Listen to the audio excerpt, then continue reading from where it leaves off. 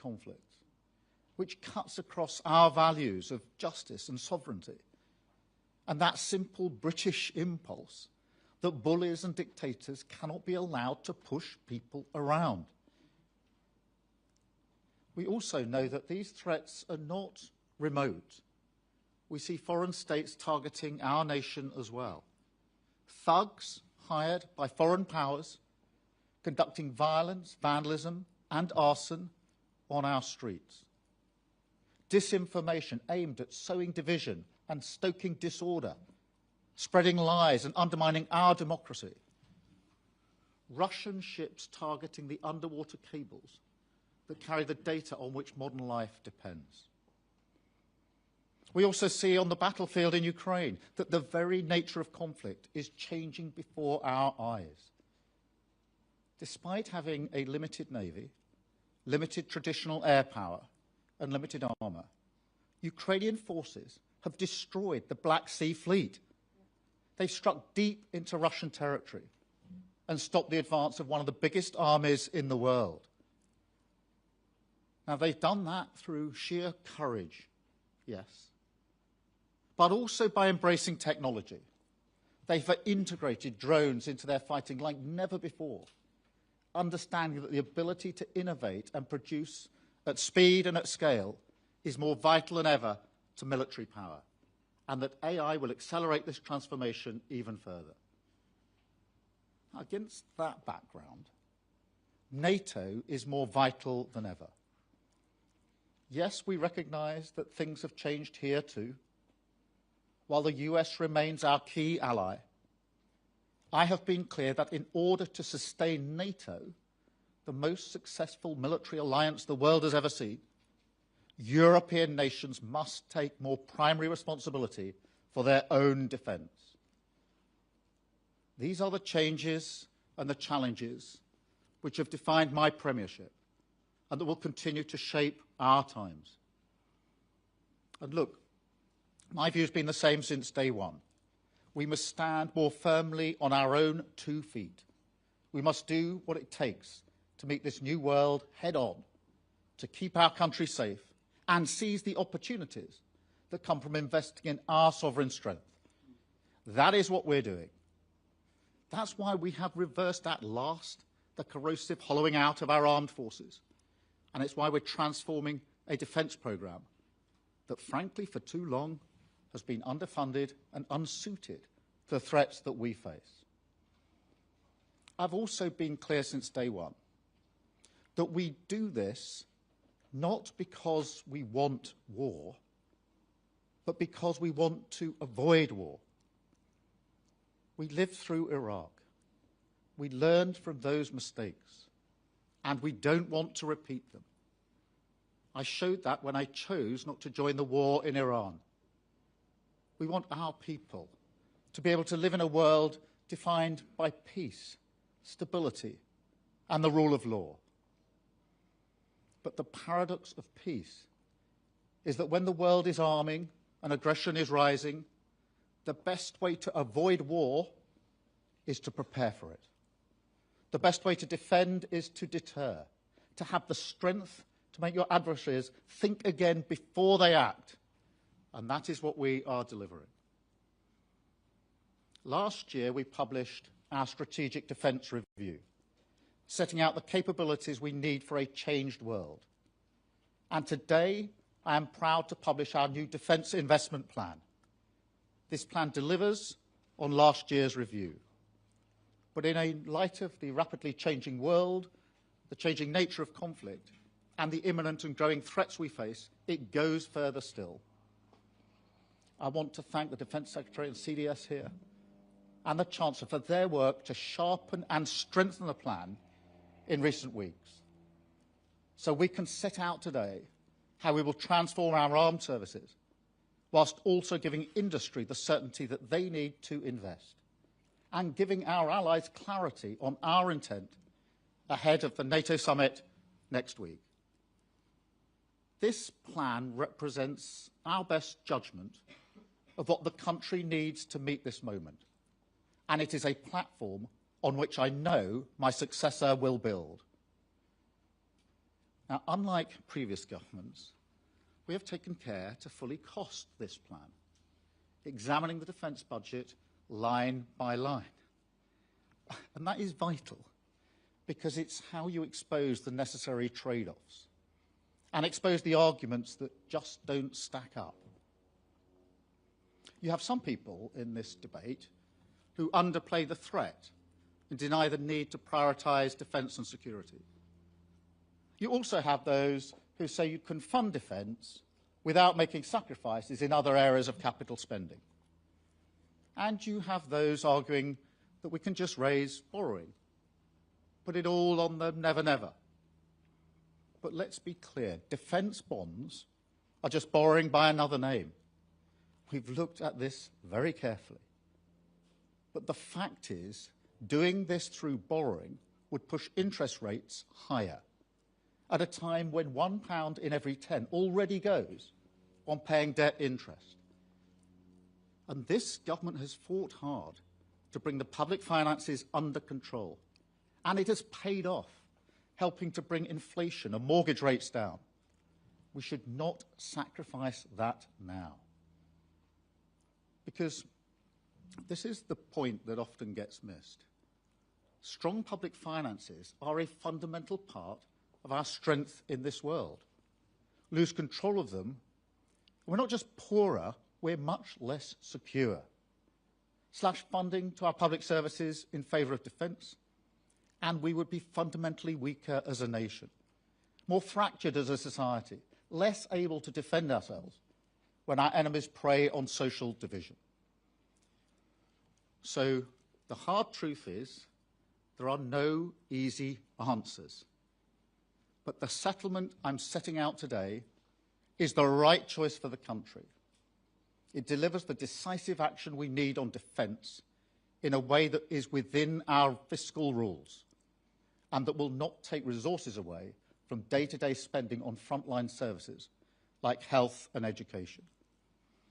Instead, it is funded by reallocating spending from across government departments, reallocating capital budgets by 1 penny in every pound, while still maintaining public investment at the highest sustained levels since the 1970s. It means departments making better use of assets, like underused land. And it means those departments with the largest capital budgets contributing more. Therefore, some capital projects, for example on roads and energy, which are important but not immediately vital, will no longer go ahead as planned. But this is about taking the necessary choices, the right choices, to protect our nation. It is because we've taken these hard-edged decisions that we are able to increase our spending on defence. Now, we are already delivering the biggest sustained increase in defence spending since the 1980s, £270 billion over the spending review period. And I can announce today that under the Defence Investment Plan, we are increasing this by a further £15 billion, setting a new record of spending almost £300 billion over the next 4 years to back our armed forces and strengthen our national security. Now, it's true to say there's been a huge focus on the numbers here, but let me take a moment just to set them out in a little bit more detail. Before we came into office, so 2 years ago, this country spent £54 billion a year on defence. We are taking this to almost £80 billion a year by 2029. That is a real terms increase of 27%. From spending 2.3% of GDP on defence in 2024, we are raising it to 2.7%, putting us on a trajectory to reach 3% in the next Parliament, which must be the #1 priority at the next spending review. At last year's NATO summit, I committed to spend 5% of GDP on our wider security, covering things like energy security and critical infrastructure, as well as defence. The Defence Investment Plan, published today, takes us to 4.2% under that commitment. By any measure, this is a huge historic shift for our nation and a legacy in which I take pride. And we must use this investment wisely, because I know that in the past, defence spending has sometimes been seen as a bottomless pit. People see the money going in, but they don't feel the benefits. So this time must be different. We can't just spend more. We've got to spend better. That includes driving real reforms within the Ministry of Defence to get greater value from our investment, accelerating innovation and procurement, and reducing non-military spending, for example, on civil service staff. We have examined every penny under this plan to make sure it delivers real, positive change for our country. And we can see that it will do so in three ways. First, it will make the British people safer. It focuses our resources squarely on the readiness of our armed forces, reversing the cuts of recent years, prioritising the availability of our forces and assets, rebuilding ammunition stockpiles, ensuring we are ready to fight and defend our nation and better prepared to win.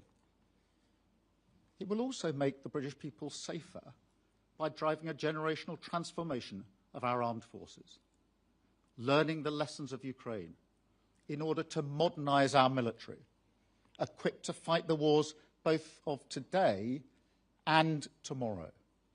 And we're backing this by putting in more than £5 billion into drones and autonomous weapons. That is the largest ever UK investment in this technology.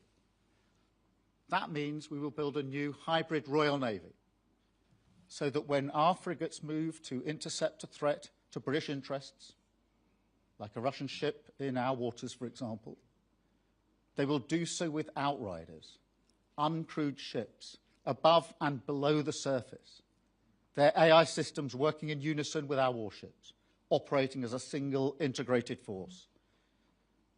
This will be joined by the next generation RAF, Typhoons flying with autonomous wingmen, making them invisible to enemy detection.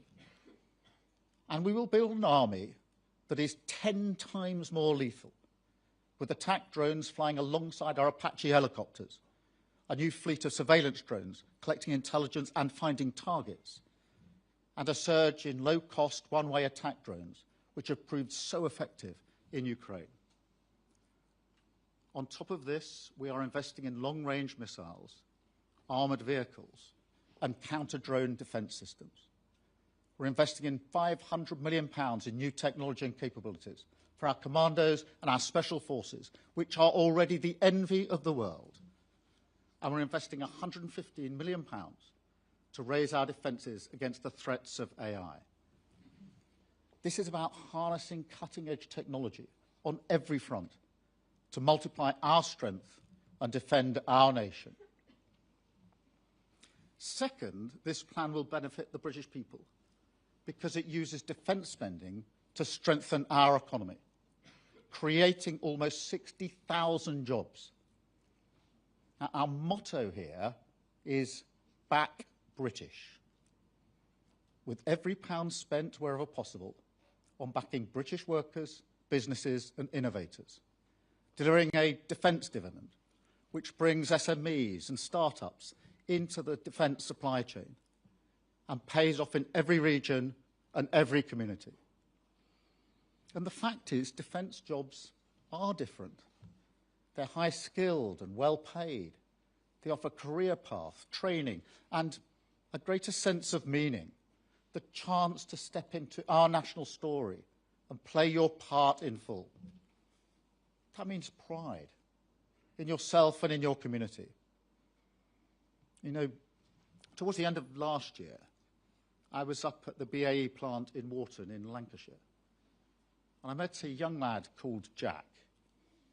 He works there as an apprentice, following in his dad's footsteps. And because of the Typhoon contract that this government agreed, we didn't just secure his job, but his dad's job too, and that of the whole workforce. And it's in moments like that where you can see that someone's future has just opened up before them. That is what my politics has always been about. And that's what this investment will deliver. And to make sure that we keep winning contracts like that, I can announce today that we're creating a new £50 billion defence export facility to support British defence businesses to compete, to create more jobs, pride and opportunity up and down the country.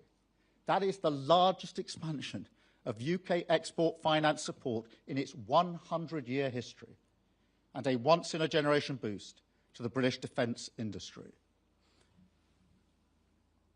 Third, this plan will benefit our nation because it enables us to strengthen our international leadership and build a more European NATO. Now, this is not to the exclusion of the US, but to strengthen the transatlantic alliance which keeps our country safe. This demands a decisive strengthening of European capabilities. That is why we're developing deep precision strike weapons with Germany. It's why we're building frigates with Norway to hunt Russian submarines when they come near our waters. And it's why we're going further on the Defence Investment Plan, allocating £400 million for the UK's contribution to the multilateral defence mechanism to finance and procure defence equipment with our allies and support a path to achieving our NATO spending targets. Moreover, we are renewing our commitment to build Tempest fighter jets with an £8.6 billion investment under the Global Combat Air Programme with Italy and Japan.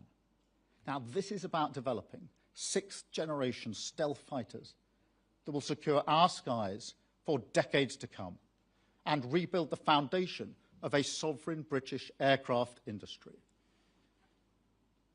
I can also confirm that we are bringing our investment in renewing our nuclear deterrent to £64 billion, a truly national effort, building new submarines, developing a new sovereign warhead, and buying 12 F-35A fighter jets, maintaining our role in guaranteeing British and European security, and leaving our country in a much better and stronger place than we found it. Now, before I finish, I just want to say a word about Ukraine. I think back to my visit to Kyiv at the beginning of the war and the horror I saw that day, the evidence of atrocities, photographs of murdered civilians, blindfolded, hands tied behind their backs, shot in the head. I heard the stories of the survivors, and I've carried that with me ever since. I swore to myself that I would do all I can to back Ukraine in this fight, because it is right and just, and because it's an attack on the liberties and freedoms that we have always fought for. And be in no doubt, the outcome of this war will shape our lives for decades to come. If Russia were to win in Ukraine, Putin would not stop there, but turn his gaze to other allies, bringing even greater instability to our continent, even greater impact on our security and the cost of living, and an even greater need to mobilise yet more resources for our defence. But the good news is that Ukraine is holding strong. They are increasingly able to push Russia back on the battlefield.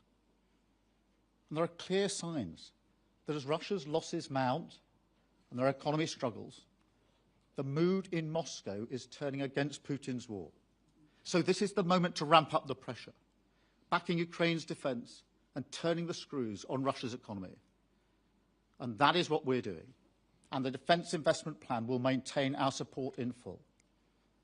I have been proud to stand with Ukraine and with President Zelensky over the last 2 years, and to lead the coalition of the willing, together with France and Germany, to support a just and lasting peace, part of our work to restore Britain's standing in the world. It is a great credit to this nation that every Prime Minister since the invasion has stood full square behind Ukraine, and I have no doubt that will continue for as long as it takes.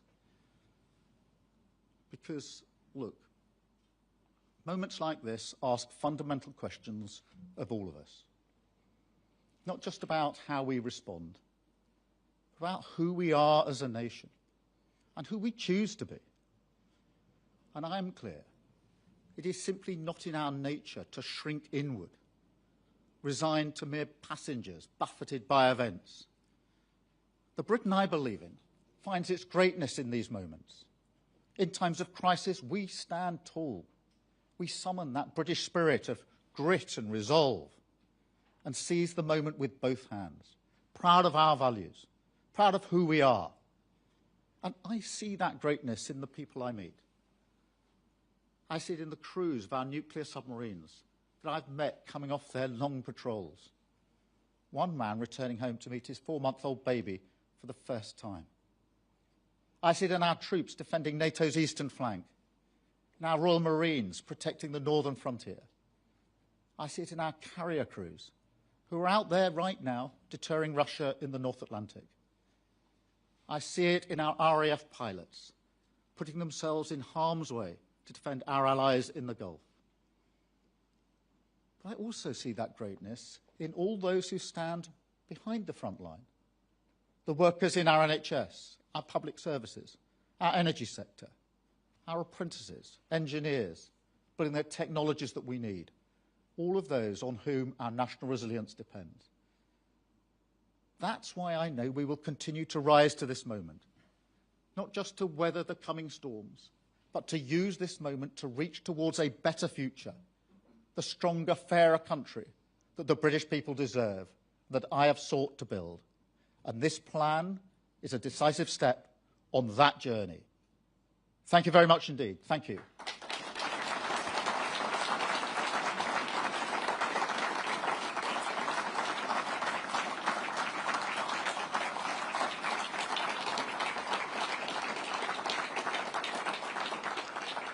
I'm now going to take a number of questions from the media, starting with Carl Dinnan from ITV. Carl.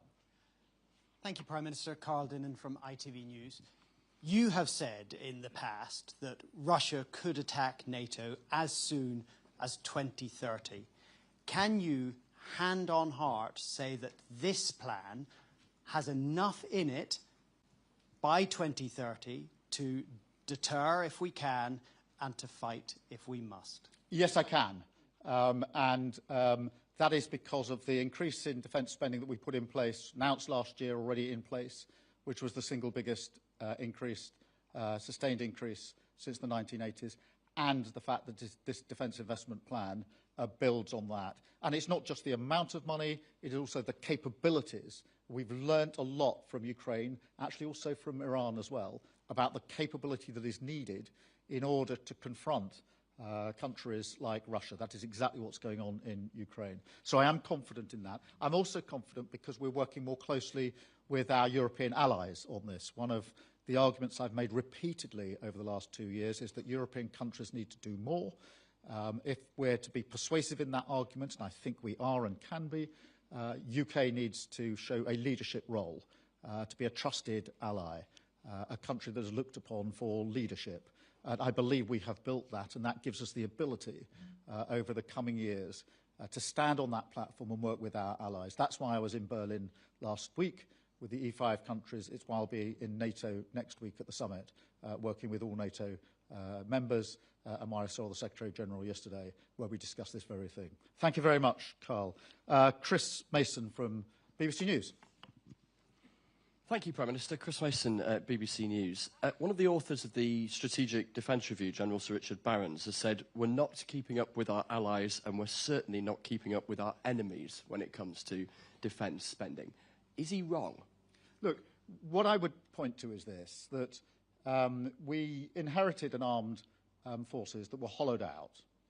We have already taken, before today, the decision to put in the biggest sustained increase in defence spending since the 1980s. That's for 45 years. So that gives you a sense of the scale and the urgency that we brought to this in just 2 years. This defence investment plan is now on top of that, a further £15 billion, in particular looking at the capabilities that we need. The Strategic Defence Review was really important.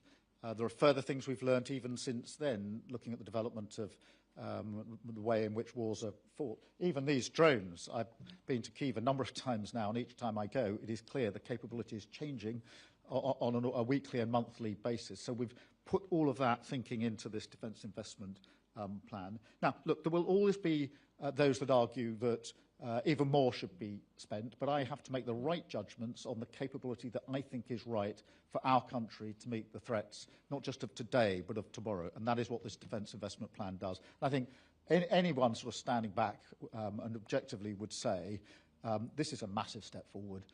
If you take what we've already done, put the defence investment plan alongside it, and the fact that it's strategic, it's not just funding today's capability, but tomorrow's capability as well, combined with the work that we've done to work with other countries on this, because the only way forward is to make sure that all Europeans step up together, and that requires us as a country to show the leadership that has been shown over the last 2 years, and to have the ability to galvanise and bring other countries together. It is no coincidence that the two coalitions that have been set up in the last 2 years have been British-led. The coalition in Ukraine, which I set up with President Macron, and now Germany is a key leader in it as well. And then the other coalition to deal with the response to the Iran conflict, again, UK leadership alongside French leadership. And across Europe and beyond, other countries are looking to us to show that leadership and that resolve, and that's what we've been able to do. Thank you, Chris. Beth from Sky Sports, Beth Rigby. Sky Sports. I wish it was. I wish it was.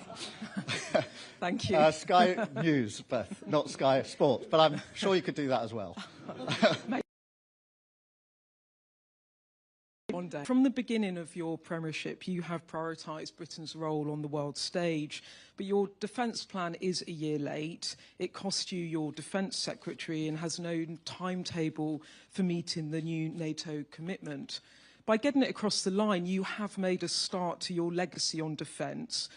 But do you acknowledge that it will be your successor who will need to secure it? And has Andy Burnham given you assurances that he will increase defence funding in the next spending review? Thank you very much. Well, thank you very much, Beth. Let me just put it in this way. I think a test of any Prime Minister is whether they leave the country in a better state than they found it. And if you look at our country, that is undoubtedly a case on the economy, undoubtedly a case on public services, in particular the NHS, but also undoubtedly a case on defence and security and international leadership. We are in a much better state now than we were when we took over 2 years ago. And that isn't just measured in the amount of money we're putting into defence, the record investment that went in as a result of the announcement I made last year, the addition to that today, but also the fact that other countries now look to the United Kingdom as a leader on defence and security. We're the first to be consulted. We are the country that others want to work with. And I'm proud of that. We do leave the country in a better state.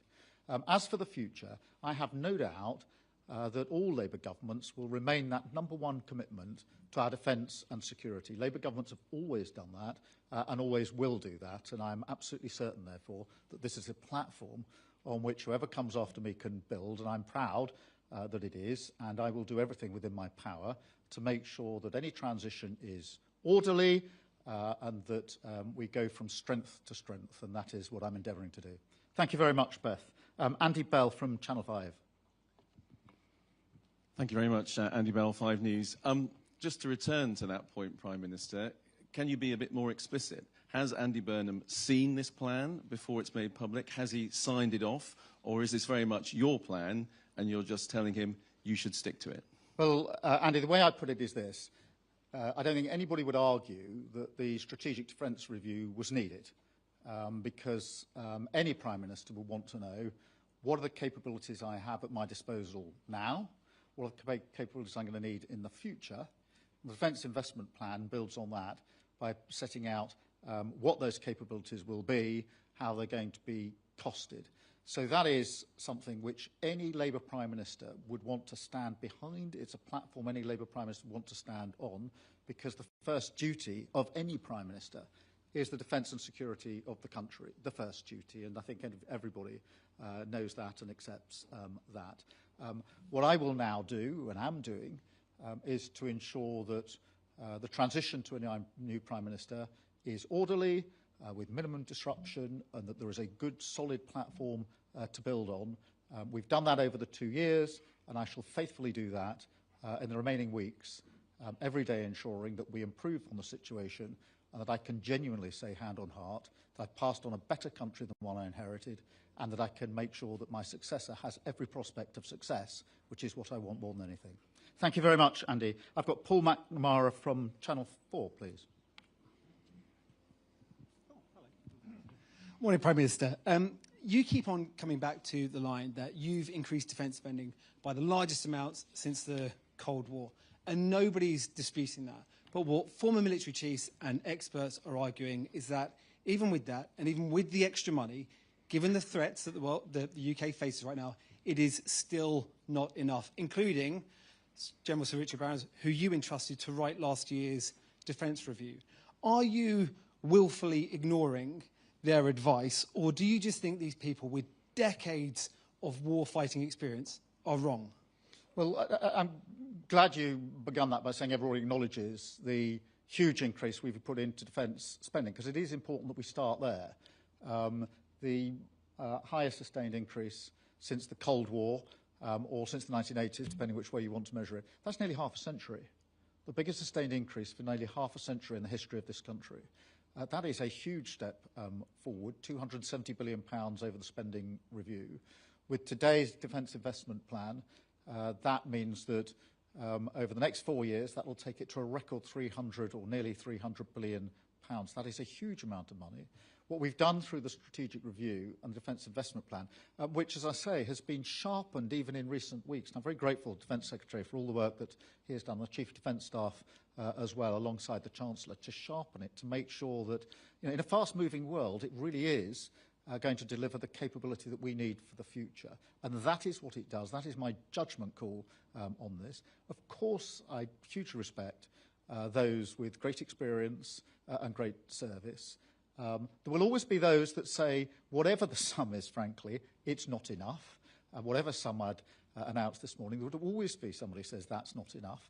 I have a job as Prime Minister to get this judgment right in terms of the amount of money that is spent, the capability that we need as a country, and that is why I'm 100% confident in the plan that we've put forward this morning. I'm very pleased at the work that's been done in recent weeks to sharpen and strengthen this plan so it can be presented in the way it's been presented today. Thank you very much, Paul. I've got Tom Sables from BFBS Forces News. Thank you, Prime Minister. Tom Sables, BFBS Forces News.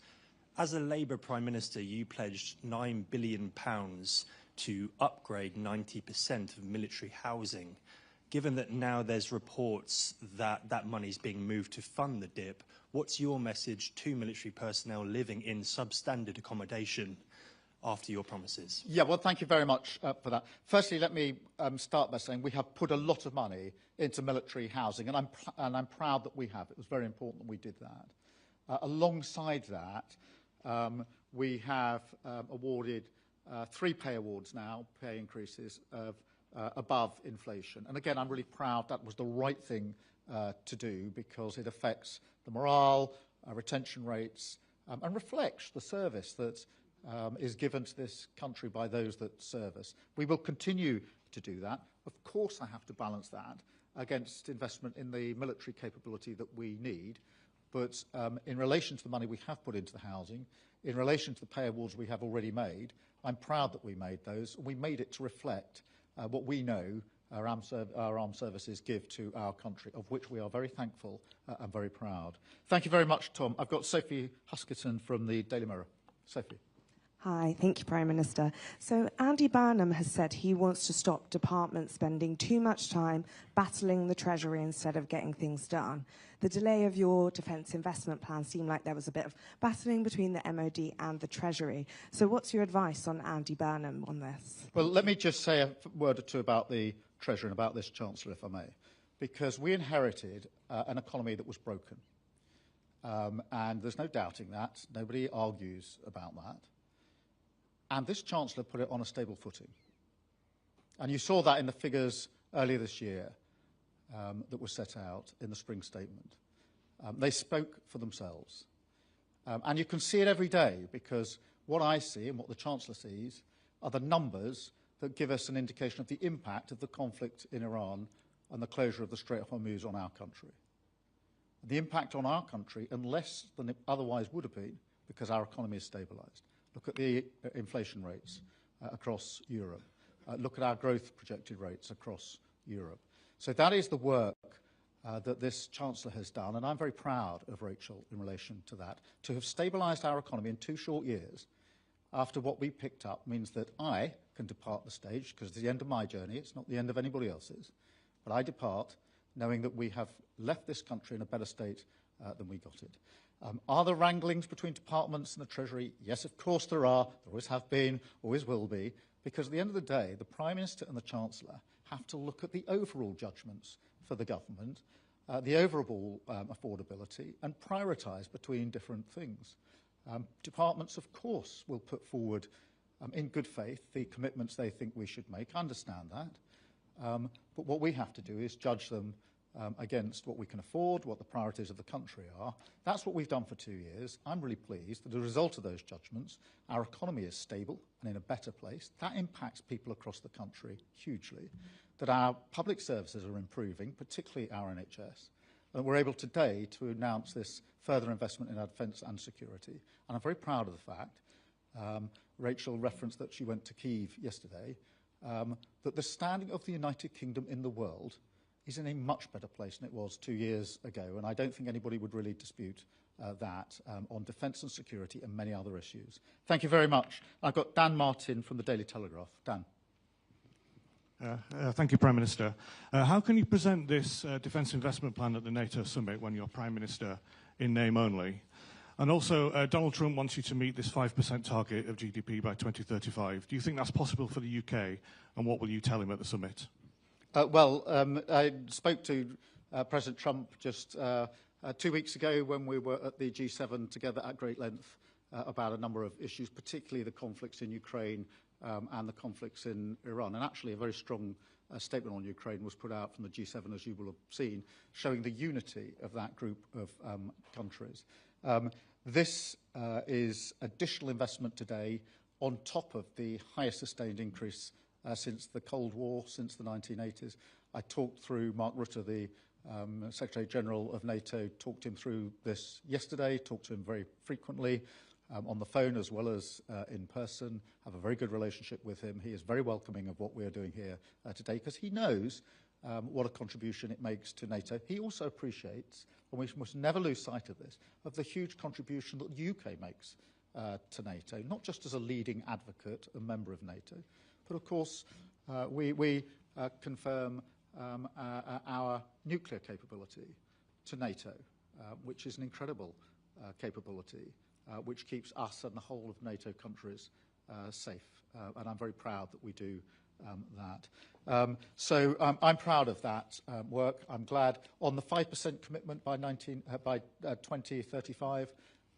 Today takes us to 4.2% towards that target. I will be very pleased to report that back to colleagues at NATO next week. They will be very pleased to discuss this with us, and I'm proud of the record I stand on in relation to defence and security as I go into that summit.